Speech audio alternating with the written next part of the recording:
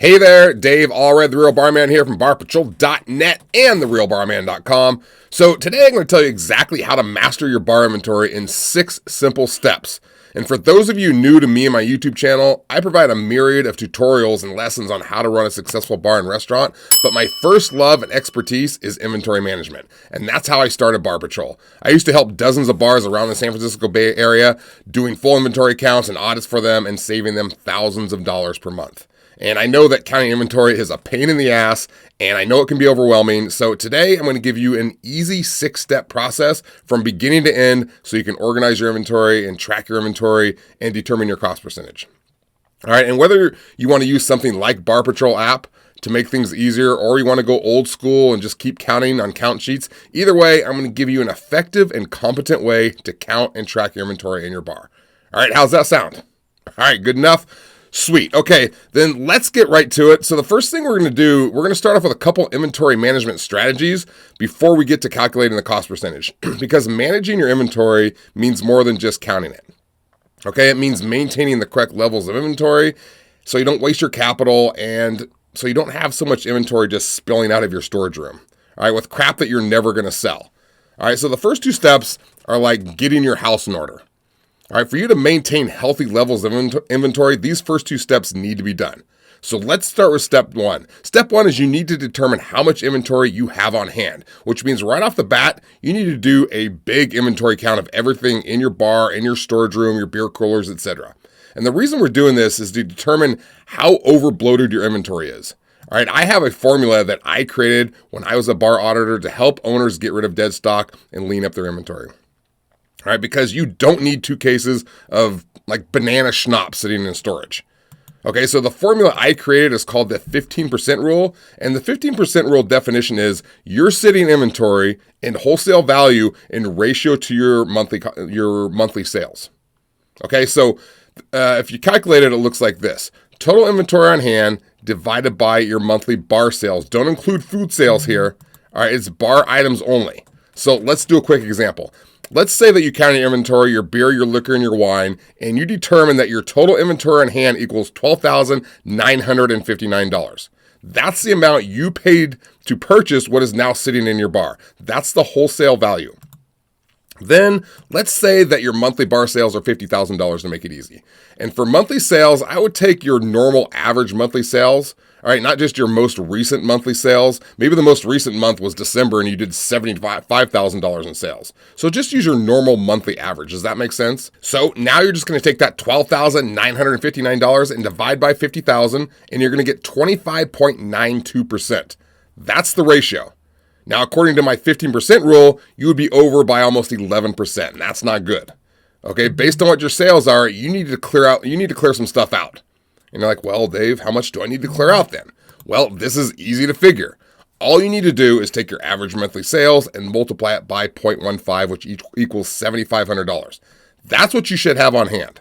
So you need to clear out about $5,500 worth of inventory. And you're not going to be able to do it all at once. It's going to be a process of ordering less and then clearing out your dead stock. It's going to take a while to bring balance to your inventory stock. And if you like, I have a video all about dead stock and how to identify it and clear it out right here, and you can go check it out if you want. Okay, so now that we've counted a full inventory and identified our ratio, let's head to step 2, which is set your par levels. This is very important. Most bar owners and managers I know sort of just wing it when they come to doing this and when they come to ordering. They just quickly tally, they do a quick tally and then they place an order without really knowing what they have on hand or how much they should have on hand for each brand, which means they're ordering too much or they're ordering too little.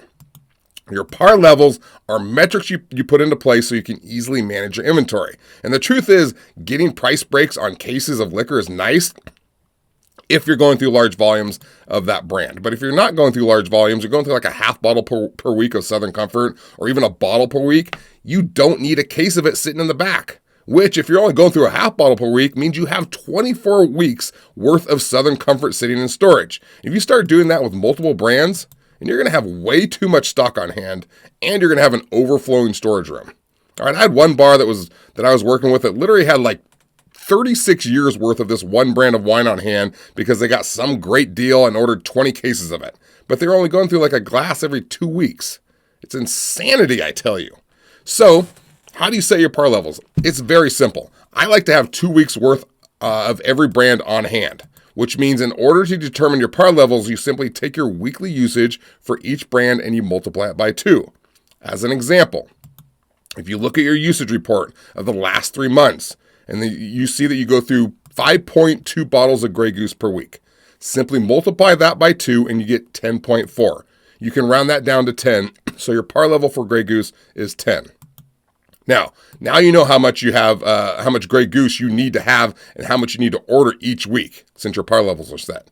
All right, so let's say you count an inventory and you see that you have 3 bottles left. You know you need to order 7. Or you can order a case of 6 because Grey Goose comes in a 6-pack usually, and then you'll have 9 on hand, and that's close enough. All right, does all that make sense? Okay, I hope so. Like I said, these first 2 steps are going to help you get your inventory in line, help you lean up a bit so you can spend your excess capital elsewhere, and so your storage rooms aren't a complete mess. Okay, so now let's get into the actual process of counting your inventory and figuring your cost percentage. Step 3 is count your inventory, and I know that this is also step 1, but step 1 was a one-time thing to determine your stock levels and to determine your stock ratio. You can go ahead and use that inventory as your first inventory for step 3, that's fine, but this is the general process, the recurring process now moving forward. So whether you count once per day, once per week, once per month, this is going to be your starting inventory count. Okay, I recommend that you count at least once per week because then it's very easy when you do your ordering based on your par levels. And inside Bar Patrol app, we have one-click ordering, which means the system will basically tell you how much to order based on your inventory count and par levels for each brand. And then you can just click a button and all your orders are emailed off to your vendors.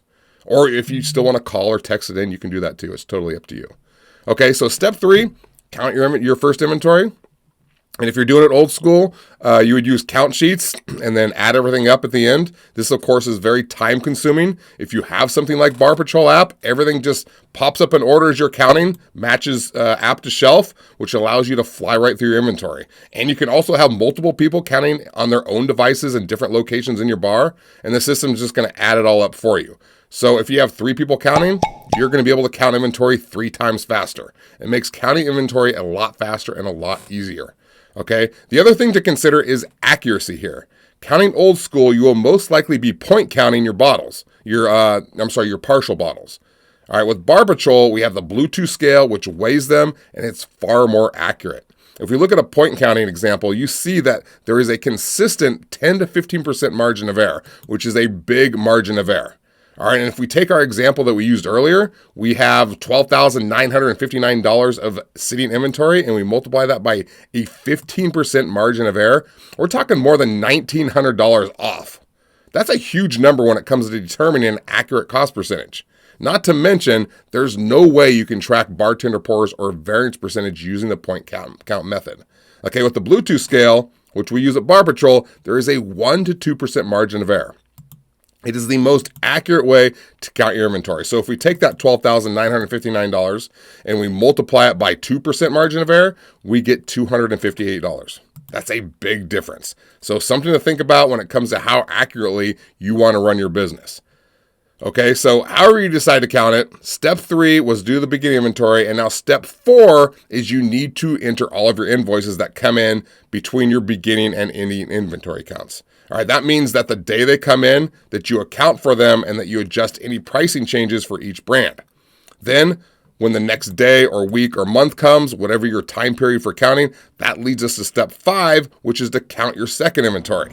Again, it's going to depend on your time period. If you count every Monday, then you will have a beginning inventory and an ending inventory on the same day but different dates. Does that make sense? So it's going to be every Monday, but it might be like the 6th and the 13th, right? And once you have your second inventory counted, now you can simply plug in your numbers, which is step 6, all right, in order to determine your cost percentage for that time period. All right, so the formula for determining your cost percentage, maybe you already know this, maybe you don't, I don't know, but here it is. It is your beginning inventory plus purchases or your invoices minus your ending inventory divided by total sales for that same time period. All right, and a simple way to put this is we want to know the total usage for that time period in wholesale dollar amount divided by total sales for that same time period.